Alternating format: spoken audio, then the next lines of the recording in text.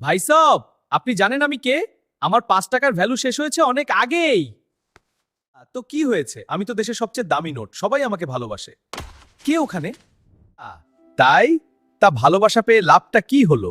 তুমি কি জানো তুমি কেন এখানে? এখানে একটা বড় বিজনেসের কাজ করছিলাম।